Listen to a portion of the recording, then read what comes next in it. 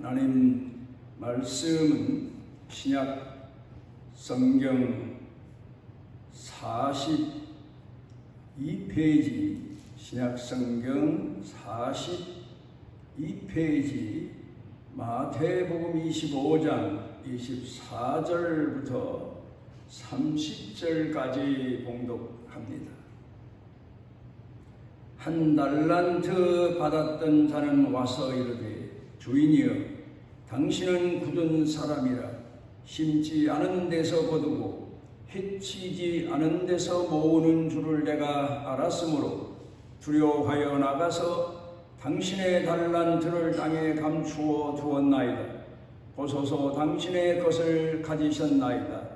그 주인이 대답하여 이르되, 악하고 게으른 종아, 나는 심지 않은 데서 거두고 해치지 않은 데서 모으는 줄로 네가 알았느냐? 그러면 내가 마땅히 내 돈을 추리하는 자들에게나 맡겼다가 내가 돌아와서 내 원금과 이자를 받게 하였을 것이니라 하고, 그에게서 한 달란트를 빼앗아 10달란트 가진 자에게 주라. 무릇 있는 자는 받아 풍족하게 되고 없는 자는 그 있는 것까지 빼앗기리라. 이 무익한 종을 바깥 어두운 데로 내쫓으라. 거기서 슬피 울며 이를 갈리라.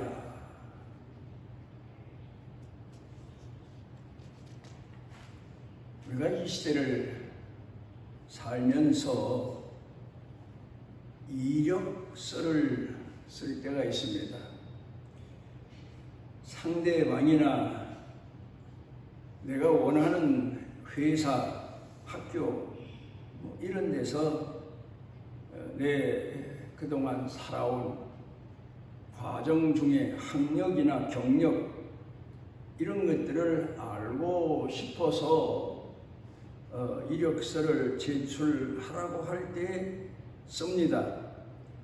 그런데 여기에 쓰는 것들은 모두 다 내가 사회에 내세워서 알려서 인정받고 싶은 것들만 우리가 이력도 쓰고 또 학력도 쓰고 또 내 그동안 지나온 경력도 써놓게 마련입니다. 그리고 나서는 내 이력서가 곧 나인 줄로 착각하는 그런 경우가 참 많습니다. 그러니까 이력서에는 내가 그동안 살아온 과정을 썼는데 학력, 경력, 거기는 내세울 만한 것, 자랑한 것들만 쓰지 거기에 숨겨진 나의 존재를 쓰는 사람은 없습니다. 또 그것을 상대방이 원하지도 않습니다만은, 그래 사람들 보면 좀 남들이 볼 때 화려한 경력, 이력을 가지고 있는 사람들은 항상 살아가면서 자기는 대단한 사람으로 착각한다는 것이 문제입니다. 자기 자신의 내면은 그렇지 않은 구석구석이 너무 많습니다. 어리석은 면도 있고 또 숨겨진 허물도 있고 또 그런가 하면 심지어 어떤 사람은 감추어진 죄 경력도 있는데 그런 것들은 이력서에 써놓지를 않습니다. 물론 우리가 이런 숨겨져 있는 어리석은 것, 허물, 죄 이런 것들을 요구하는 그런 것도 없지만 또 그런 것을 써서 내게 유익될 만한 그런 것들도 아니기 때문입니다. 문제는 내가 비록 세상적으로는 화려한 이력을, 경력을 쌓으며 살았다 할지라도 내 자신의 존재를 아는 데는 좀 더 깊은 지식을 가져야 됩니다. 그게 바로 무엇인가 하면 나라는 존재가 어떤 존재인가? 그래서 옛날부터 훌륭한 신앙의 선조들 중에 사람들로부터 존경받는 분들 입에서 나온 두 가지 지식이 있습니다. 하나는 내가 죄인이라는 것. 그런데 내 죄를 위해서 예수님이 십자가에 못 박혀 돌아가셨다는 것. 이 두 가지의 지식은 내가 마지막 죽을 때까지 잊어서는 안 되는 신앙인의 지식이고 고백이어야 된다고 가르쳐 말하고 있습니다. 오늘은 우리는 늘 말씀을 통해서나 성경을 볼 때에도 성공한 사람, 신앙으로 성공한 사람, 또 많은 성도들로부터 존경받는 사람, 이런 사람들에 대한 이력과 경력에 대해서만 집중해서 알기를 원하고, 물론 그를 배우기 원해서 그렇습니다마는 오늘은 특별히 우리가 경계해야 될 사람들에 대해서, 그런가 하면 우리 속에 숨어있는, 내면 속에 깊이 나도 모르게 숨어있는 죄와 허물에 대해서 우리가 한번 살펴보며 내가 얼마나 하나님 앞에 큰 죄인인가, 허물진 백성인가를 내 마음속 깊이 통감할 수 있는 그런 시간이 되었으면 합니다. 성경 가운데 보면 예수님의 족보라고 말할 수 있는 그런 족보가 기록되어 있습니다. 그 내용을 보면 물론 아브라함과 다윗의 자손 예수 그리스도의 계보라, 그렇게 성경은 말씀하고 있습니다마는 그 계보에 나오는 모든 사람들을 놓고 보면 신앙으로 성공한 사람들, 한마디로 말하면 그렇게 말할 수 있겠습니다. 또 다른 면으로 말하면 믿음을 가진 사람들의 족보, 그렇게 말할 수가 있겠습니다. 또 그런가 하면은 의로운 사람들, 그렇게 우리가 평가하기도 합니다만은 그렇다고 해서 그 사람들에게 허물과 죄가 없었느냐 하면 아닙니다. 그들에게도 얼마나 많은 죄가 숨겨져 있었고 얼마나 많은 허물이 그 사람들 사는 생활 가운데서 드러나 있는지도 모릅니다. 그런데 성경 가운데 보면 족보라고 말할 수는 없지만, 족보가 기록되어 있지는 않지만, 그러나 우리가 의인의 족보를, 계보를 기록하고 따져가면서 신앙을 배우는 것처럼 악인들에 대해서도 족보처럼 기록해 놓고 따지면서 우리가 배워둘 필요가 있습니다. 왜냐하면 그래야 내 속에 숨은 죄를 그 사람을 통해서 발견하게 되고 또 하나님 앞에 회개하게 되고, 그리고 내가 얼마나 타락하고 부패한 존재인가를 인식할 수 있기 때문입니다.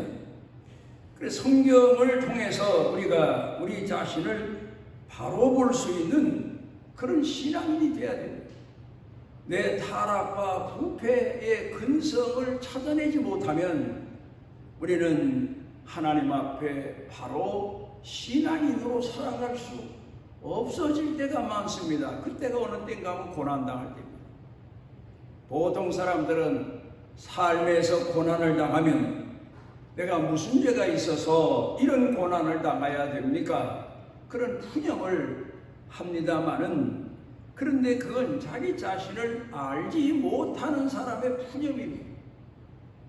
자기 자신의 내막을 속속들이 깊이 알고 헤아리는 사람은 고난을 당할 때 이것이 하나님으로부터 받는 징계인 것을 깨닫고 나를 연단시키고 훈련시키시는 줄로 깨닫고 회개하게 되고 하나님 앞에 더 가까이 나가게 되고 징계의 은혜, 고난의 은혜를 헤아리고 오히려 하나님 앞에 감사할 수 있게 되는 겁니다. 나를 아는 것, 신앙에 대해서 바로 아는 것, 내가 죄인이라고 하는 사실을 아는 것, 이게 얼마나 귀한 은혜요, 가장 신앙의 핵심인지 모릅니다. 이제 성경으로 거슬러 올라가서 보면 악인의 족보를 열거해 봅니다. 뭐 말할 것도 없이 성경 창세기 3장에 나오는 아담과 하와에 대한 이야기입니다. 하나님께서 금하신 선악과를 따먹고 자기가 벗은 몸에 부끄러운 죄인인 줄 알고 나무 잎을 따서 치마를 만들어 두르고는, 그리고는 그늘로 나무 뒤로 자기 자신을 숨기고 피하면서 살 때 하나님이 가죽옷을 지어 가지시고 오셔서 아담을 부르십니다. 그리고 그 아담에게 내가 어떻게 해서 이렇게 되었느냐 하는 내용에서 아담의 이름을 부르시니까 아담이 하나님 앞에 대답하는 내용이, 하나님께서 내게 주셔서 나와 함께 하게 한 여자가 그 여자 때문에 선악과를 따먹게 되었나이다. 그러니까 책임 회피를 시작합니다. 변명하기 시작합니다. 하나님께도 책임이 있다는 뜻으로 이야기합니다. 신앙이 부족한 사람들, 신앙이 어린 아이 같은 사람들은 하나님을 공경하면서 하나님 앞에 이런 원망을 많이 합니다. 하나님이 안 주셔서, 또는 하나님이 주셔서, 좋지 못한 걸 주셔서, 내게 유익되지 못한 걸 주셔서, 하나님께서 내게 더 풍성한 것을 주지 않으셔서, 심지어 복을 안 주셔서 내가 이 지경이 되었다고 원망하는 그런 내면에 숨은 불평, 불만, 불신이 사람들 가운데 숨겨져 있다는 사실을 알아야 됩니다. 그 다음에는 하와에게 하나님께서 물으시니까 하와가 대답하기를 뱀이 나를 띄므로 내가 먹었나이다.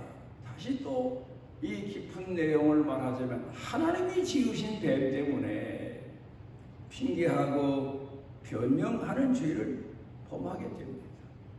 여러분, 우리 신앙인들이 오늘을 살면서 내가 이 지경이 됐거나 아픔을 겪거나 고통을 겪거나 내 삶의 생에 문제가 일어났을 때에 그 책임을 내가 지려들지 않고 회개하고 통회하고 하나님 앞에 바로 서로 들지 않고 변명하고 원망하고 핑계하고 책임 회피하는 이런 내면에 숨은 죄가 사람들 가운데 숨어 있음을 변명하고 싶은 마음, 핑계하고 싶은 마음, 숨어버리고 싶은 마음, 이런 마음이 보통 사람들 마음 가운데도, 예수 잘 믿는 사람 마음 가운데도 숨어 있다는 사실을 우리가 잊어서는 안 됩니다.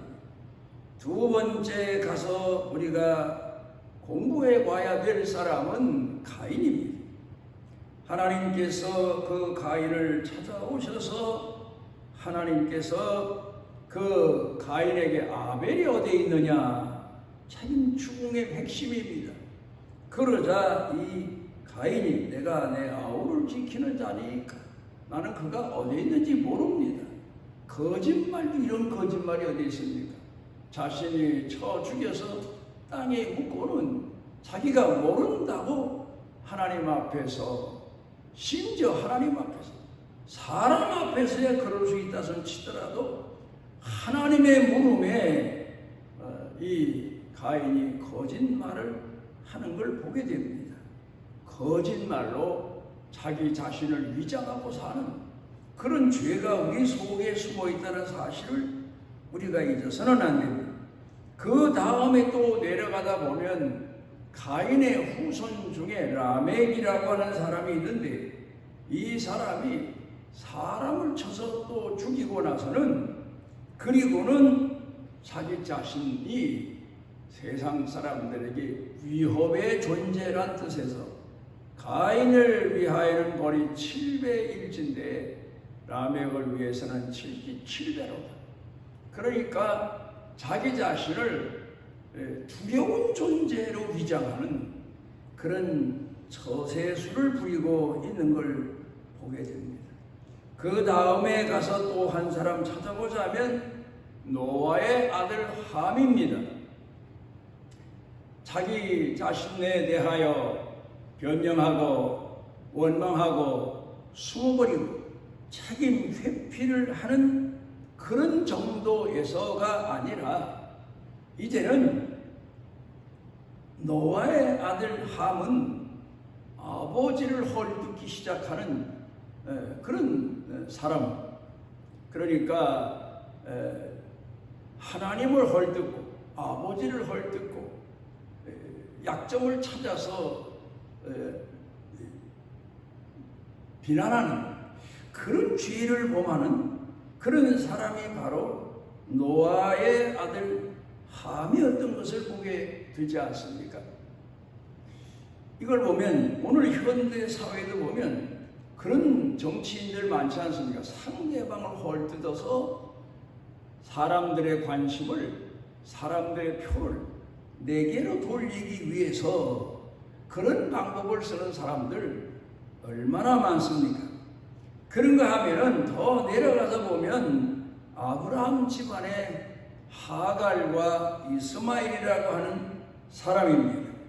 이 사람들 보면 교만이 얼마나 득심했으면 자기 주인을 무시하고 멸시하기 시작하는, 그러니까 교만의 대표적인 사람, 뭐 이런 사람들로 우리가 생각해 보면서 우리도 가끔은 내가 무슨 남이 하지 못한 일을 했거나 남이 가지지 아니한 재능을 내가 가졌을 때 남을 무시하고 멸시하고 심지어는 부모까지도 무시하고 멸시하는, 늙어서만 무시하고 멸시하는 게 아니라 공부 좀 하고 많이 배웠다고 해서 자기를 낳아 키운 부모까지 무시하고 멸시하는 그런 죄를 범하고 사는 사람들이 얼마나 많습니다.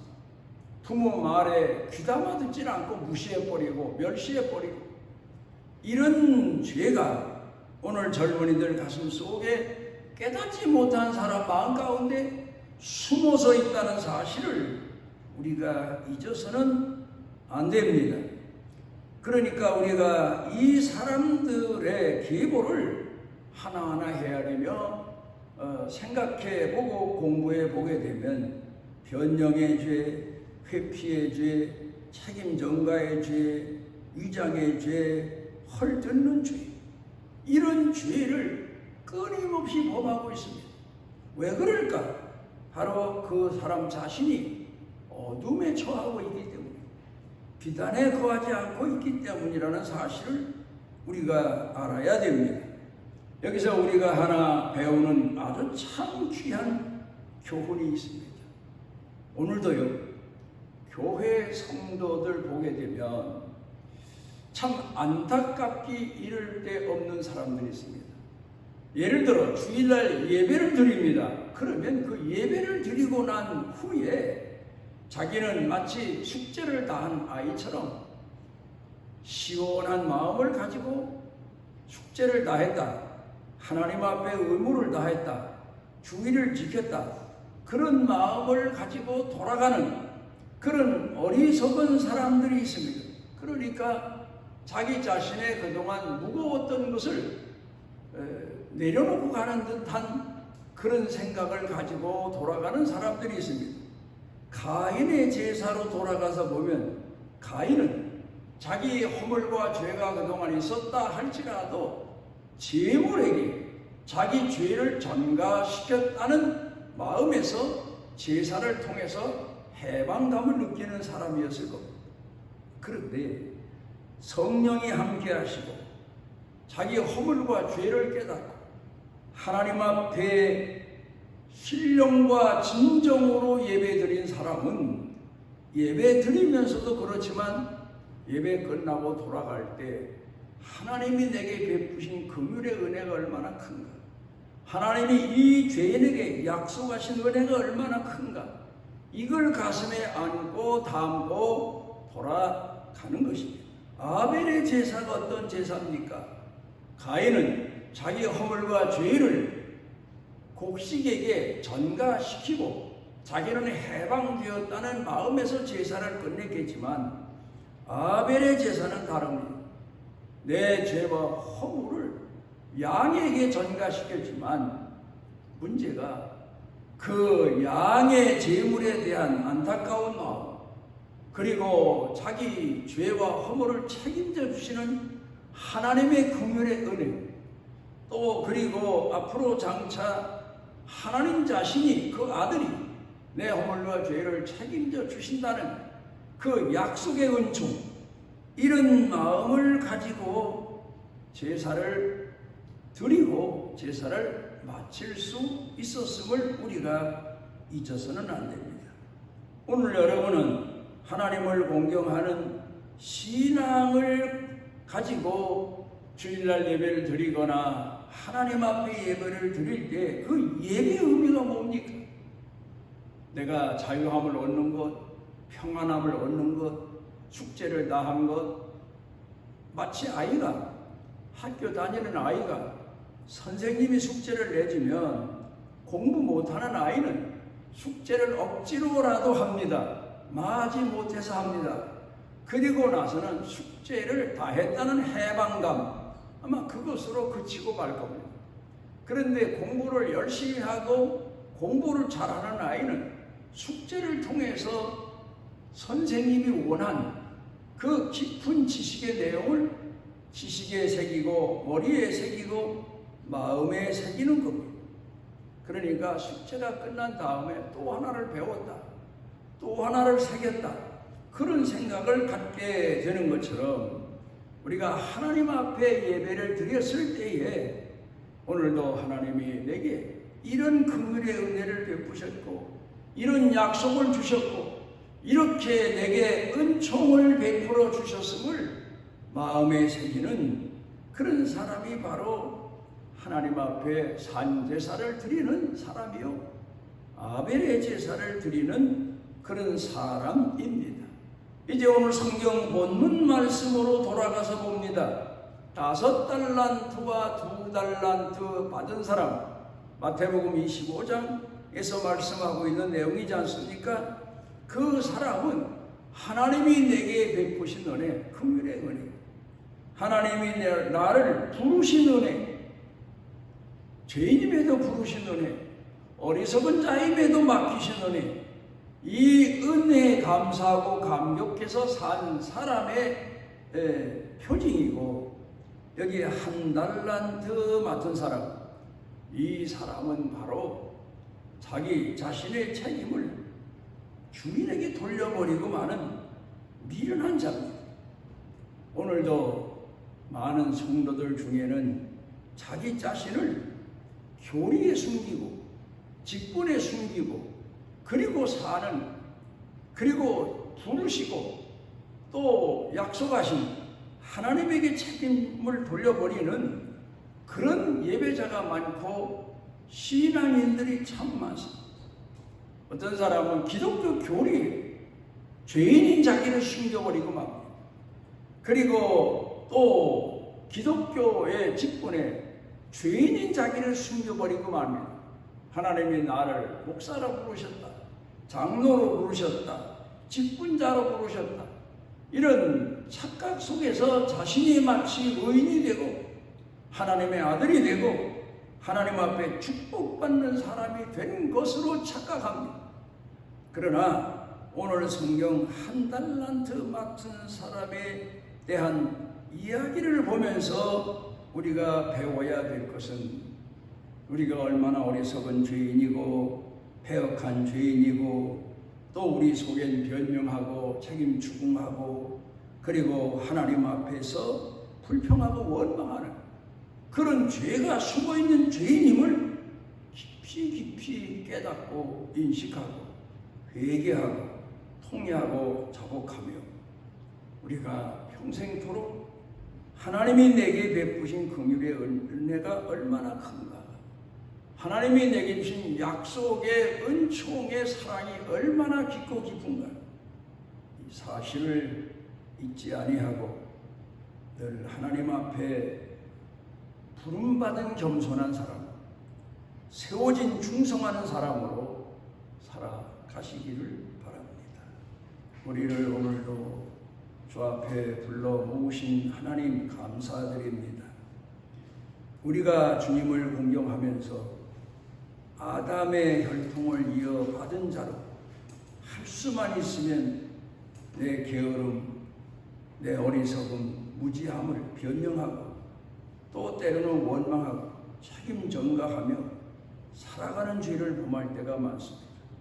주님, 오늘도 주께서 우리를 아시오니 우리 속에 숨겨진 죄를 경계하며 쳐서 복종케 하며 하나님 앞에 부름받은 자로 사명받은 자로 충성스럽게 쓰여지는 감격을 가지고 살아갈 수 있도록 은혜를 베풀어 주시고, 우리가 고난을 당하거나 혹 하나님 앞에 징계를 받을 때에도 우리가 하나님 앞에 징계받아 마땅하고 고난받아 마땅한 죄인임을 통회하고 자복하며 신앙의 길로 돌아설 수 있는 축복의 은혜를 더하시옵소서.